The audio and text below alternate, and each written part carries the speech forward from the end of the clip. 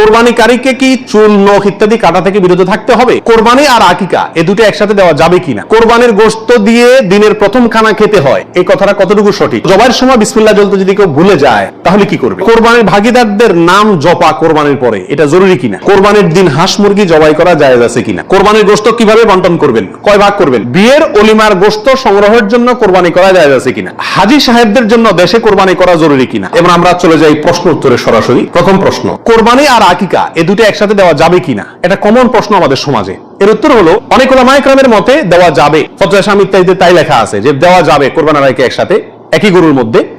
আর অনেক উলামায়ে কেরামের মধ্যে দেওয়া যাবে না।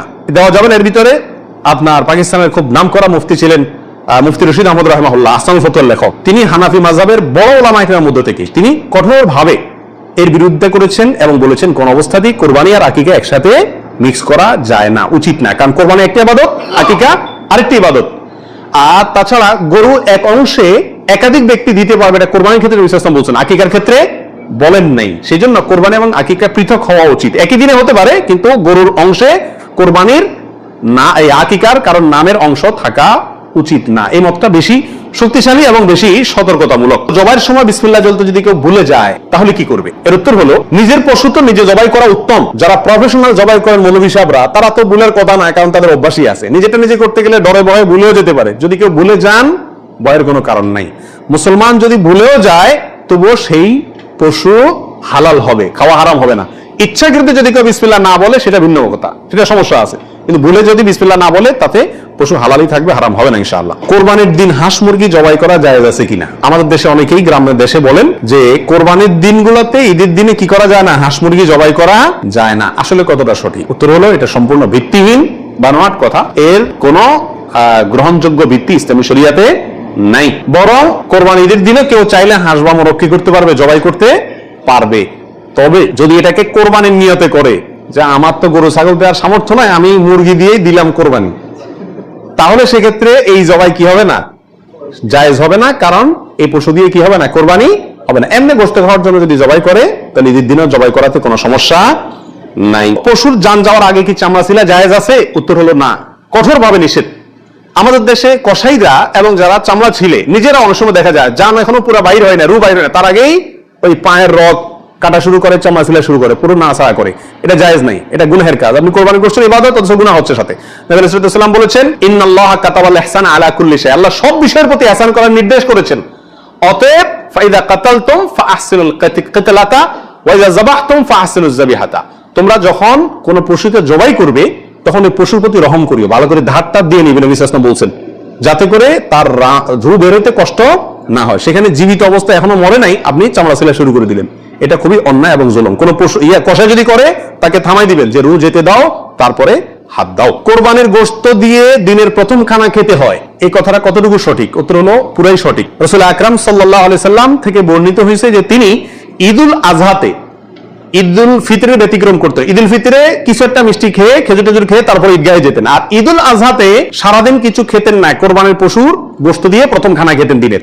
অতএব আপনি গরু দেন, ছাগল দেন, যেটা দিয়ে কোরবানি করেন, দিনের প্রথম খানা কি দিয়ে হওয়া উত্তম? ওই গোশত দিয়ে হওয়া উচিত। গোশতটা তো আল্লাহকে দিয়ে দিয়েছেন, আল্লাহর নামে জবাই করছেন, আল্লাহ আপনাকে হাদিয়া দিয়েছেন। এই জন্য আল্লাহর হাদিয়ার আগে একটু পেটটা খালি রাখেন, আকর্ষণ করে খান, তাহলে ইনশাআল্লাহ সেটা আপনার জন্য, আপনার আল্লাহর হাদিয়াকে আপনি মূল্যায়ন করবেন, সেটা প্রমাণ হবে। হাজী সাহেবদের জন্য দেশে কোরবানি করা জরুরি কিনা? যারা হজ করতে আসছেন তারা দেশে তাদের পক্ষ থেকে কোরবানি দিতে হবে কিনা? উত্তর হলো না। হাজী সাহেবরা যারা আসছেন তারা হজ করতে এসে হজের পরে তারা দমে শকর দিচ্ছেন, শুকরিয়া স্বরূপ যে দম দিচ্ছেন, যেটাকে আমরা কোরবানি বলি, এখানে দিচ্ছেন, তাদের জন্য দেশে তাদের পক্ষ থেকে আর কোরবানি দেওয়া কিনা জরুরি না। তাছাড়া তারা মুসাফির অবস্থায় মুসাফির ব্যক্তির জন্য কি দিতে হয় না, কোরবানি দিতে হয় না। কোরবানির ভাগীদারদের মধ্যে কারো ইনকাম হারাম অথবা উদ্দেশ্য অসৎ, গোশত খাওয়ার উদ্দেশ্য আছে না নেই? কোরবানি না দিলে ছেলে মেয়েগুলা কার দিকে চেয়ে থাকবে? কোরবানি না দিলে নতুন আত্মীয়, তারা কি বলবে? বেয়ের বাড়িতে রান কেমনে পাঠাবো? এরকম অনেক উদ্দেশ্য থাকে কি থাকে না? সারা জীবন দিয়ে আসছি, এবছর না দিলে সমাজে মুখ থাকে না, মানুষ কি বলবে, এই মানসিকতা নিয়ে কোরবানি অনেকে দেন না। এরকম যদি কেউ আপনার ভাগীদারদের মধ্যে, অংশীদারদের মধ্যে থাকে, অথবা কেউ যদি কোরবানি করে তার ইনকাম হারাম আর সে হারাম ইনকাম থেকেই দেয়, অনেকের হারামও আছে হালালও আছে, সুদও খায়, ঘুষও খায়, আবার বেতনও আছে হালাল, তাহলে সেটা ভিন্ন। একজনে কোরবানির পশুতে হারাম ইনকাম ইনভেস্ট করছে, আপনি জানেন, অথবা তার উদ্দেশ্য অসৎ, তাহলে এই পশুতে আপনি এবং আরো যে কয়জন অংশগ্রহণ করবে কারোর কোরবানি হবে না। এই জন্য অংশীদার এবং কোরবানির ভাগই নেওয়ার ক্ষেত্রে বহু হিসাব নিকাশ করে নিতে হবে। যে ব্যক্তি গোশতের ধান্দায় বা অন্য কোনো ধান্দায় করে তাকে ভাগিদার নেওয়া যাবে না। কথা বুঝে আসছে?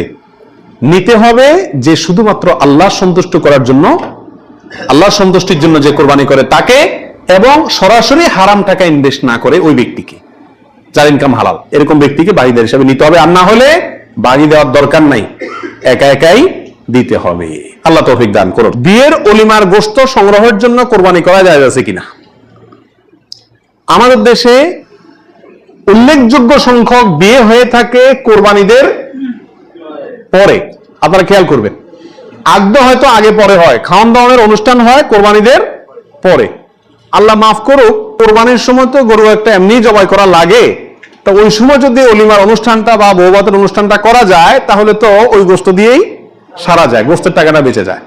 যদি কারোর এরকম উদ্দেশ্য থাকে তাহলে সেক্ষেত্রে তার কোরবানি হবে না। আর যদি কেউ মনে করে যে না, ঈদের পরে সবাইকে পাইতে সুবিধা হয় সেজন্য ওই টাইমটাতে করতেছি, অথবা আপনার কোরবানি করলাম অলিমার জন্য আলাদা গরু জবাই করলাম, অথবা আপনার কোরবানির গোশত অলিমার জন্য করে আমি অলিমা করলেও একটা গরু দেই, অন্য বছর না থাকলেও একটা গরু আল্লাহর জন্য দেই, এরকম যদি কেউ থাকে তাহলে তার জন্য জায়েজ আছে। আর তা না হলে এই কোরবানির গোশত দিয়ে অলিমা সারা, অনুষ্ঠান সারা, এটা যদি ওই উদ্দেশ্যে করে তাহলে সেক্ষেত্রে এটা কোরবানি হবে না, বরং এটা এক ধরনের তামাশা হবে, কোরবানি না। কোরবানির গোশত কিভাবে বন্টন করবেন, কয় ভাগ করবেন? এর উত্তর হলো কোরবানির পশু 3 ভাগে বন্টন করা উলামা ইকরাম মুস্তাহাব বলেছেন, কিন্তু কোন হাদিসে এর ক্ষেত্রে আলাদা করে এভাবে নির্দেশ করা হলে যে 3 ভাগ করতে হবে। আল্লাহ কোরআনে বলেন যে ফাকুলু মিনহু, তোমরা কোরবানির পশু থেকে নিজেরা খাও, ওয়া তাইমু আল কানিআ ওয়াল মুতাররা, ধনী গরিব সবাইকে দাও। তাহলে ধনী গরিব 2 ভাগকে দাও, আবার নিজে খাও, 3টাই হয়ে গেল এখানে। এর থেকে 3 ভাগ মোটামুটি ভাবে ইঙ্গিতে বোঝা যাচ্ছে, কিন্তু এটা কোনো জরুরি কিছু না। আর সহিহ মুসলিম হাদিসে আছে নবী রাসূলুল্লাহ সাল্লাল্লাহু আলাইহি ওয়াসাল্লাম বলেছেন তোমরা নিজেরা খাও, আবার রেখেও দাও, আবার দানও করো, অর্থাৎ 3টা করা যাবে। আবার সহিহ মুসলিম আরেক বর্ণনা আছে তোমরা খাও এবং মানুষকে খাওয়াও। তাহলে বোঝা গেল নিজে খাওয়া, অন্যকে দান করা সবগুলাই উত্তম এই কোরবানির গোশতের ক্ষেত্রে। কোরবানিকারীকে কি চুল, নখ ইত্যাদি কাটা থেকে বিরত থাকতে হবে? উত্তর হলো হ্যাঁ। নবী রাসূলুল্লাহ সাল্লাল্লাহু আলাইহি ওয়াসাল্লাম বলেছেন মান আরাদা আন ইউদাহিয়া, যে ব্যক্তি কোরবানি করার ইচ্ছা রাখে, পোষণ করে, ফালা ইয়াখুয মিন শা'রিহি ওয়া আযফারিহি শাইআ, সেই জন্য তার নখ, চুল ইত্যাদি কোনো কিছুতে হাত না দেয়। কোরবানির ঈদের 10 দিন আগে, চাঁদ যেদিন উঠবে ওই দিন থেকে নিয়ে ঈদের দিন পর্যন্ত এগুলো করা যাবে না। কি করা যাবে না? চুল, নখ ইত্যাদি কাটা যাবে না, কাটবে না কোরবানিকারী ব্যক্তি। কোরবানি দেওয়ার পরে চুল, নখ ইত্যাদি কাটবে, এটা খেয়াল রাখা উচিত। কোরবানির ভাগিদারদের নাম জপা কোরবানির পরে এটা জরুরি কিনা? আপনারা দেখবেন ভাগিদারে কোরবানি যদি দেয় তার লিস্ট লিখতে লিখতে অবস্থা খারাপ হয়ে যায়, এবং যিনি কোরবানির পশু জবাই করেন ওই হুজুর নাম নিতে নিতে অবস্থা খারাপ।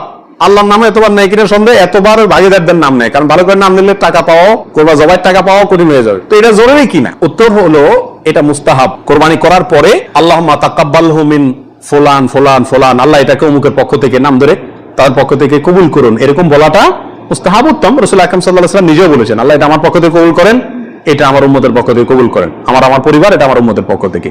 তাহলে এভাবে সবার পক্ষ থেকে কোরবানি, যে কজন দিচ্ছে তাদের পক্ষ থেকে কোরবানি হচ্ছে এই কথাটা, এবং তাদের পক্ষ থেকে আল্লাহ কবুল করেন, এটা বলাটা উত্তম, মুস্তাহাব। কিন্তু কিনা কোনো কারণে যদি কেউ বলতে ভুলেও যায়, নিয়ত যেহেতু আছে আল্লাহ জানেন, অতএব কি হয়ে যাবে? কোরবানি হয়ে যাবে।